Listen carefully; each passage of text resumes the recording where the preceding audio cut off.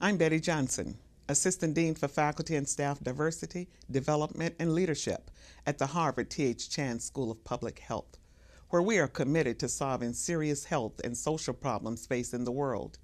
Our success in addressing these issues has huge implications for the future. No factor is more important to this pursuit than outstanding leaders. Therefore, the goal of Voices in Leadership is to highlight the experiences of those confronting these major challenges and to better understand what effective leadership is and how it can affect change. We believe these lessons and insights should be shared widely, and thank you for joining us today. Good afternoon and welcome to Voices in Leadership. I'm Eric Anderson, the Deputy Director of the program. I have the privilege of introducing our distinguished guest today. The youngest ever U.S. Ambassador to the United Nations, Samantha Power has been a leading voice internationally for principled American engagement in the world. Ambassador Power began her career as a journalist, reporting from such places as Bosnia, East Timor, Kosovo, Rwanda, Sudan, and Zimbabwe. She went on to become a columnist for Time, an award-winning contributor to The Atlantic, The New Yorker, and the New York Review of Books. Her book, A Problem from Hell, America in the Age of Genocide, won the Pulitzer Prize and the National Book Critics Circle Award in 2003. From 2009 to 2013, Ambassador Power served on the National Security Council as Special Assistant to the President and Senior Director for Multilateral Affairs and Human Rights. There she focused on issues including atrocity prevention, UN reform, LGBT and women's rights, the promotion of religious freedom and protection of religious minorities, and the prevention of human trafficking. From 2013 to 2017, as the U.S. Ambassador to the United Nations, Ambassador Power became the public face of U.S. opposition to Russian aggression in Ukraine and Syria, negotiating the toughest sanctions in a generation against North Korea, lobbied to secure the release of political prisoners, and helped mobilize global action against ISIL.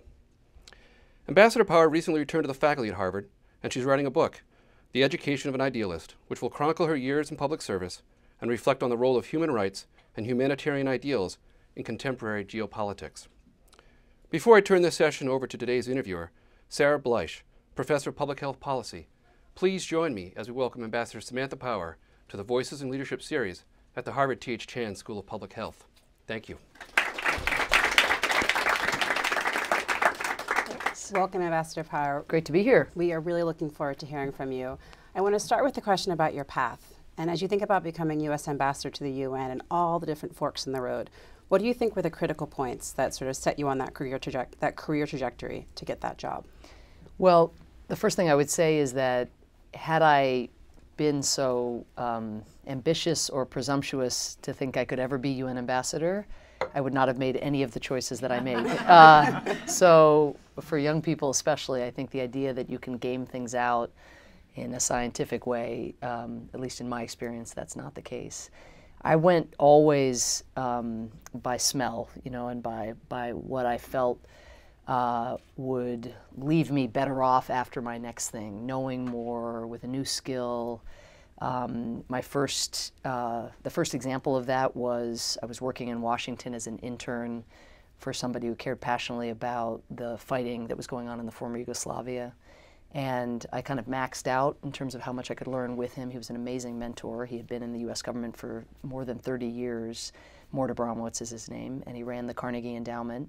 And I was his assistant, and because he cared about Bosnia, I cared about Bosnia, not because I had any independent kind of moral fervor or anything, but then once I learned about ethnic cleansing, I was so horrified. Then I thought, okay, I want to learn more. I want to do something constructive. What can I do? Nothing. I have no skills. I'd been a sports reporter in college, so I'd been, in a sense, a journalist of a sort. We were in the same building as U.S. News and World Report, the Carnegie Endowment was. I went banging, you know, on the editor's door and said, you know, I've been practicing Serbo-Croatian and I know a lot about how to be an intern for someone who cares about what's going on over there. Can I freelance for you if I go over? And basically, he just gave me his card and said, look, call me, but, you know, you don't have any clips, you don't have any. And I said, no, I do. Look, the Yale women's volleyball team. You know, look. And so in the end, he gave me enough of an orange light that he would at least take my pitch. I learned how the lingo at the time. And so I went over there and then did one, realized I could do it, and then decided to move over there. Then I came back and I went to law school, but while I was in law school, I was puzzling over the Bosnia experience and how all these people had died, and we didn't seem like we'd done enough, and I wanted to put that in historical context for my own benefit. So I went to the library, it's a classic story, and looked for the book that didn't exist, and for a paper for a class basically began to try to answer the question that there was no book answering. And that then was Mission Creep. It became the nucleus of what would become the book A Problem from Hell. And then that was a celebrated book, which was very surprising because initially I couldn't find a publisher for it. But then when it came out, for whatever reason, it hit a chord. And Barack Obama found his way to the book not long after it came out. He had just been elected to the U.S. Senate. That was a real bright spot at that time, at a time where our foreign policy was under scrutiny, to say the least, because of the Iraq War and torture and so forth. And I had just finally had gotten a faculty appointment at Harvard, and I called my mother and I said, I'm leaving Harvard to go work for this first-term senator because I want to learn about how the Hill works and whether there's a way you can make a difference on foreign policy from Congress. And it turns out the answer, by and large, is not so much. But I ended up leaving Harvard, and again, the Machiavellian thing to do probably would be to be at a great perch and keep doing what I was doing. But I just always felt like there was something somewhere else to learn once I felt like I had the lay of the land. And so then working for Obama, the rest is history. But it was all, again, this question of, I think the goal of knowing something about something and just making sure that whatever your next thing is going to be additive, that you will take something away from it that you didn't have before, and that will then in turn make you better at, in my case, trying to change American foreign policy in modest ways, and in other people's case, to provide public health benefits or to be a doctor or whatever it is, but what is the additive dimension of the next thing, rather than how does this get me on some hierarchy to an elusive goal that no one can script. So on the issue of international human rights, which you've done a ton of work in and sort of is your hallmark, it's an area that a lot of Americans don't understand very well. And so one of the things you did at the UN is you humanized the issue, and you brought in people that had been victims of human trafficking and let them tell their story. So I'm curious if there's one thing that you wish all Americans knew about international human rights, what would that be? And do you think that humanizing the issue is something that would actually resonate strongly with people here? Well, this was me kind of bringing my journalistic impulse, having been a journalist then, into diplomacy, and it grew really out of finding that international statecraft had become pretty robotic and very removed from the people whose welfares were at stake. So if we were talking about Syria chemical weapons, some UN official kind of going on about statistics and familiar arguments about something that should never become familiar. There was just a sense of rote interface. And weirdly, even on fresh issues, rarely an expectation that the world's assembled powers were actually going to have a breakthrough on a given day. Just a sense of, this is what we do. I read my talking points, you read your talking points. Our talking points may not have changed in recent months or years. Madeleine Albright might have been reading similar talking points 20 years before, and there wasn't a sense that was patently wrong. And so one way to mix things up was to put the talking points away, and luckily I was comfortable with the issues that we were working on. There were ones I'd been working on for my whole career. Luckily I had a president who supported my independence of spirit, and which isn't always the case. Sometimes one's UN ambassador or Secretary of State is very, cabined, so I was very lucky. But then the other way was to bring the people whose fates I was trying to champion, into the chamber. So if it was Syrian chemical weapons, and I knew I was just going to meet Russian denials that the Syrian government had even used chemical weapons, and I was going to have my talking point, they were going to have theirs, I brought in the doctors who actually treated the victims of chemical weapons attacks. And they showed videos of these kids who had just been literally frozen in time, no cuts, no nothing, but asphyxiated basically by this poison that the government had dropped. The doctors spoke themselves of having been in the hospitals when the planes flew overhead, you know, seeing the markings on the planes or on the munitions that landed. And that just was a much harder set of arguments for the Russian ambassador to refute than ones that I would have made in my capacity as an American. And so whether on Ebola or, as you mentioned, on trafficking, bringing them in, I think was just shook people out of this rote way of interacting, but also this default expectation that we wouldn't succeed. You know, I went in every day. I likened it. I don't play golf at all, really, but I likened it. For some reason, it came into my mind when I was in my job. To every day I came in, it felt like I was stepping up to the tee, because even though I don't play golf, I have stood at tees before, and I always think that I can hit it really far, and it just looks so, it's just right there, and there's no one in your way, and that's what it felt like. And then it turns out people spend the whole day getting in your way, and it's very hard to make a difference, and golf is hard too. But the point is, I think just shaking people up, shaking the system up a little bit, so we started to listen to one another and remember, again, why we got into these jobs in the first place.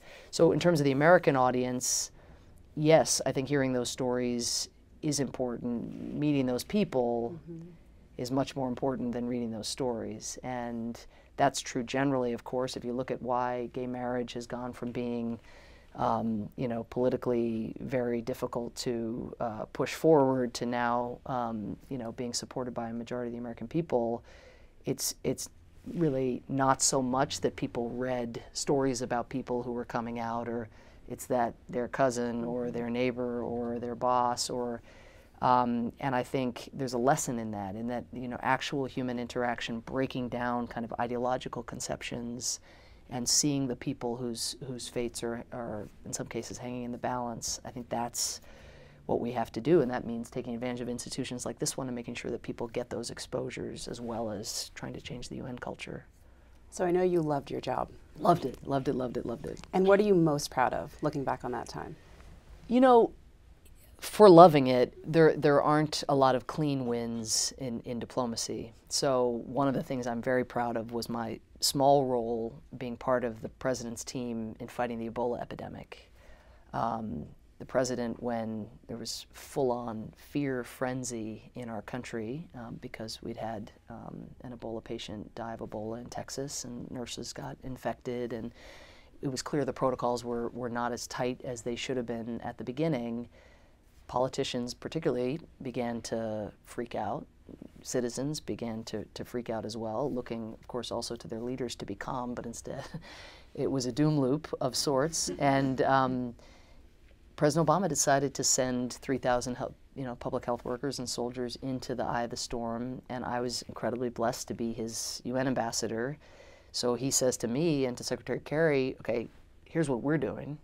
Now you and the rest of your teams go build a global coalition, because I don't want to be, these 3,000 is a huge contribution, but it's not going to be enough to deal with this problem. So, on the one hand, it was one of the darkest issues and the most terrifying issues to see, enveloping a part of the world. I mean, imagine my Guinean, Sierra Leonean, Liberian, my friends who were my colleagues, like their families' lives were hanging in the balance. They were seeing their countries disappear, and the projections were that 1.4 million people would be infected. This was in September, the following January, and into that environment, the president both made his commitment, sent his forces, and funded the deployment of health workers, but also, again, tasked us to mobilize this coalition. So we did, everybody in the U.S. government, all hands on deck, and we got the numbers, of Ebola patients down to 0, and those countries are now back to way further behind than they would have been. They were just coming out of conflict and beginning the sort of post-war recovery of their economies and so forth, and now it's, of course, set them back greatly. But it was amazing to see the international system work late, as it should. And there's so much to learn about why it was late, but I think for the purposes of understanding geopolitics and humanitarianism and life, the way it worked is the way it will have to work. There has to be a lead country that, steps up, frankly, is willing, a leader who's willing to absorb political risk. He or she has to be accompanied by a group of relentless aides who believe this is the most important thing on earth and who don't take no for an answer, which I think all of us were. And then, of course, above all, citizens of this country and other countries had to step up and do the brave thing and sacrifice themselves, risk themselves to go into the eye of the storm. So it's hard. I'm incredibly proud of what President Obama did and to be a part of that. But so many lives were still lost, and these societies are still, the trust that broke down when you could no longer hug somebody when someone cried, and that suddenly became a threat because the tear could, was a fluid that could infect you. I mean, it's just going to take years to build all of that back up, but it could have been a lot worse. And so those are the kinds of victories you get in government. It could have been a lot worse, and so here's what we... but it was, I think it's instructive also for the collective challenges we face going forward. Without American leadership, and unfortunately we're in a period where there's a lot less of that, and leadership of a different kind, I think in a more isolationist and xenophobic direction, but the international system doesn't just work on its own. Someone has to captain the team, and the Secretary General of the UN can try that, but he doesn't have a bank account or a soldier or a health worker of his own. He's got to draw on and harness the resources of member states. So we need America back in the game in a hurry. So you were on the ground in West Africa during that 2014. Go, yes. And I'm curious how that experience informed the U.S.'s response to the Ebola outbreak and any other lessons learned from that experience from a leadership perspective.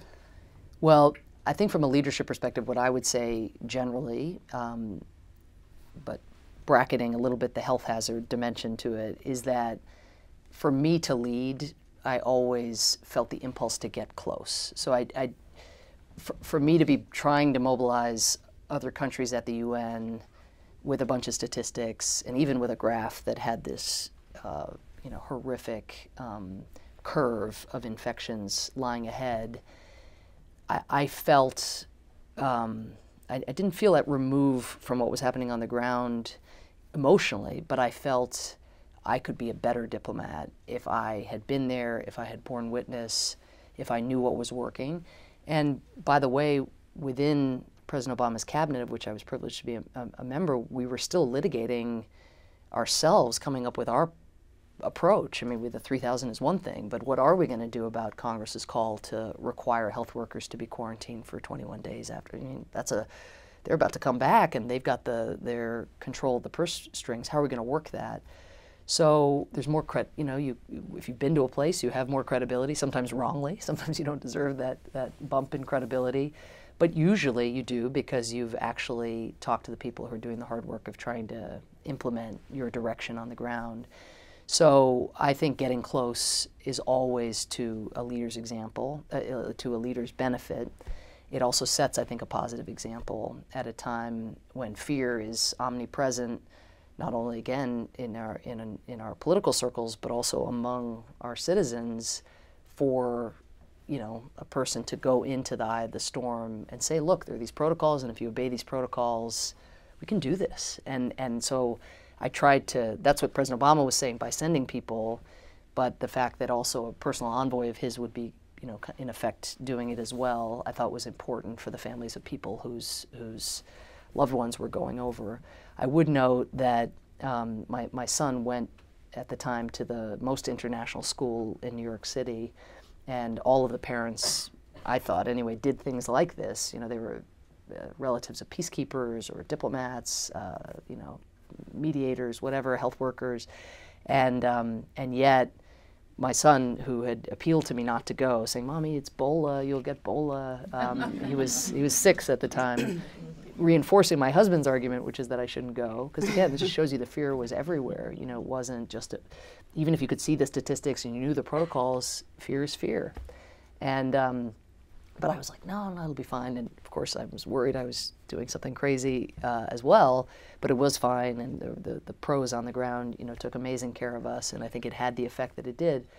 But when I got back, it was actually months later, I learned that a group of parents had gone to the school administrator and asked that my son be kept home for 21 days, Wow. which luckily they had rejected. But just it's a reminder of often what you have to buck. I was lucky because it was the most international school, and they didn't heed that.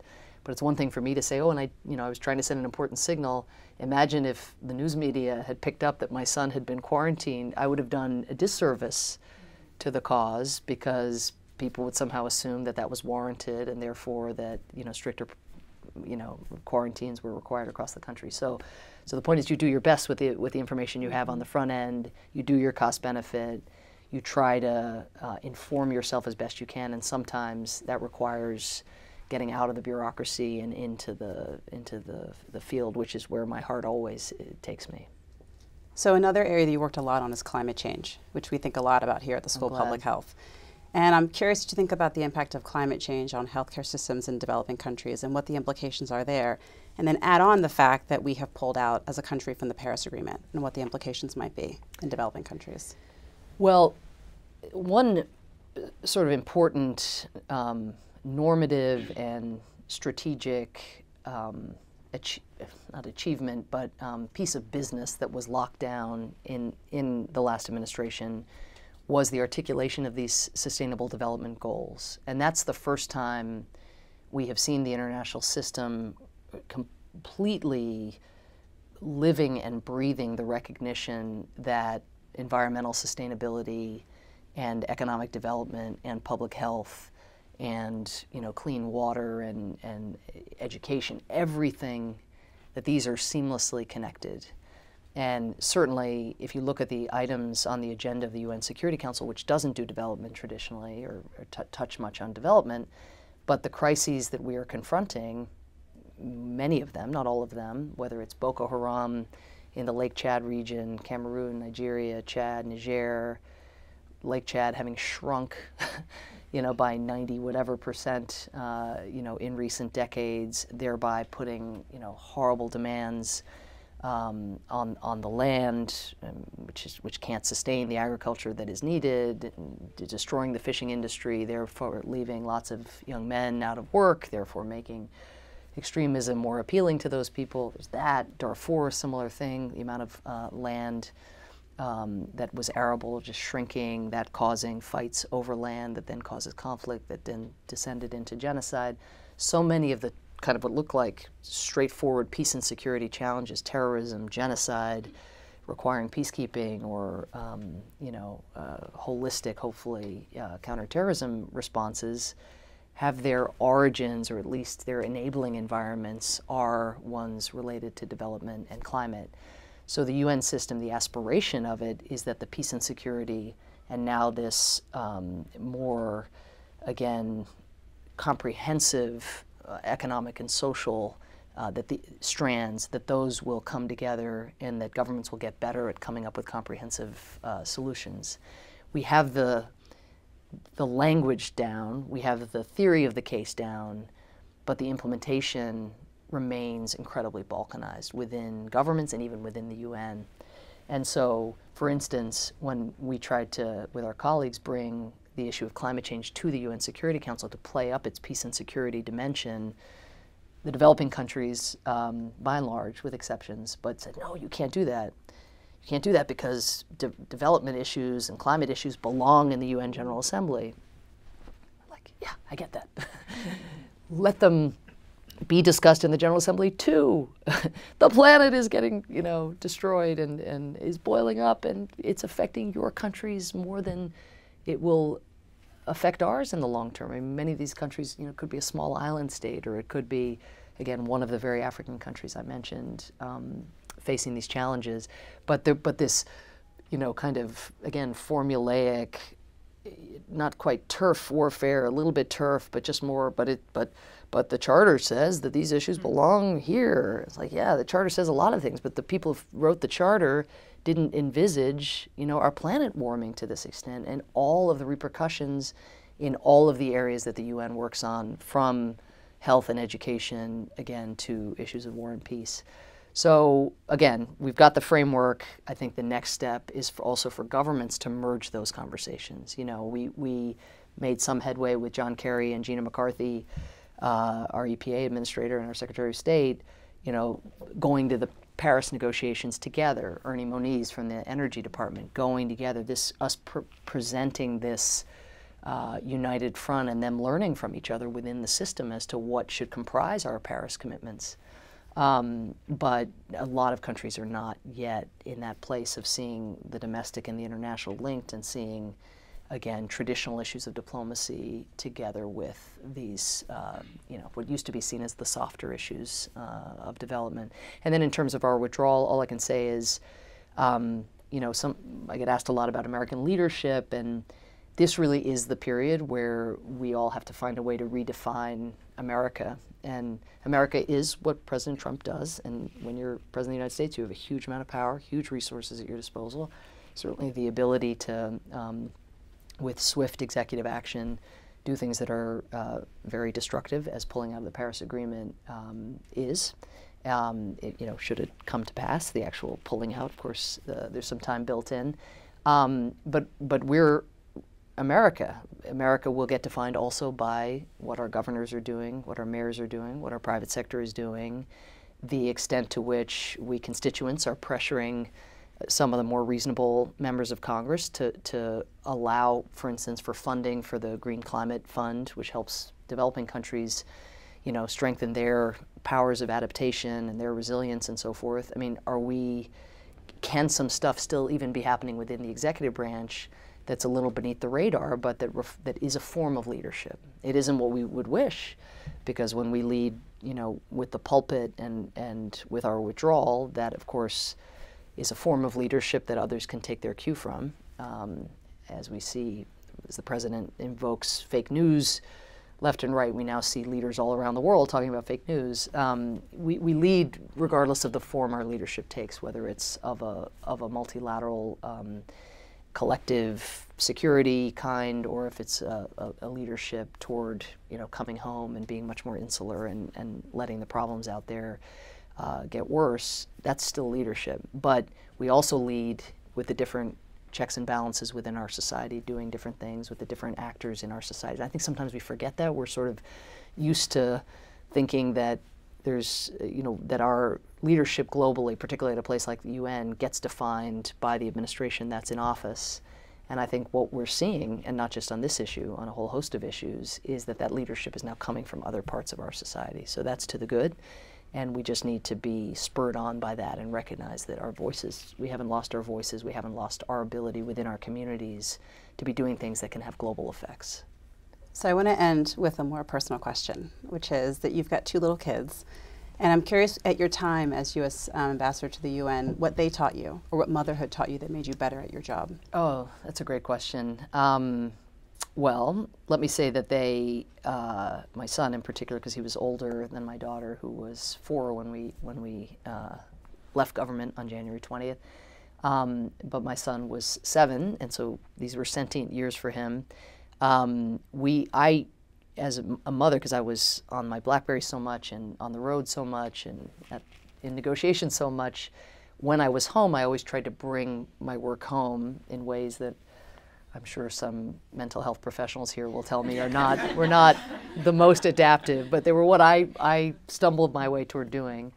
And so, my son knew all about President Putin and Ukraine and Crimea, and, he saw on the map the size of Russia, and he's just like, I just don't understand why he needed Crimea. I do not. That makes 0 sense, and so to some, they say, through the eyes of a child, like in a way, nobody had ever put it quite that plainly. But I would try, I've taught my kids, and I recommend this for any current parents or future parents, but I taught my kids a lot through these Mr. Men books that are the British series, and there's Mr. Greedy and Mr. Chatterbox and Mr. Mean, and so it may be the case that in order to relate those books to my life and what was going on at the UN, it may have been the case that some of the UN ambassadors were given nicknames. It may have been the case, but I think the best answer to your question is, and this was really, really powerful for me. When Russia did go into Crimea and into eastern Ukraine, I had to be at the Security Council. We had emergency meeting after emergency meeting, and I was coming home later and later. And I was having these very striking showdowns, at least striking to me, but even covered on live TV in Ukraine and even covered on live TV here at the beginning of the conflict, where my journalistic background was coming in handy, and I was able to go toe-to-toe. And it was sort of surreal because we had thought that these kinds of showdowns in the Security Council were behind us. You know, it felt very Cold War-like, very like when the Soviet Union, you know, went into Czechoslovakia or, you know, crushed the rebellion in Hungary. You know, suddenly we were in a kind of, at least something that had overtones of those prior things. And so there I am, and I'm on the spot, and cameras are rolling, and I've got to say something on behalf of America. I'm America, and I have to do it right, and I have to stand up for these people whose countries are being ravaged. And so when it went well, which it did on occasion, at least rhetorically, you know, I would come home, and I'd come home late, and I'd wake up my son, because I'd have missed our normal time together, and I'd say, "Will you get a bite to eat with me?" And, you know, he'd go the next morning to school with these black circles under his eyes, and so we'd sit, and I'd say, "So this is what happened. So this is what the Russian ambassador said, and my husband was back at Harvard teaching, so he was my companion, my son.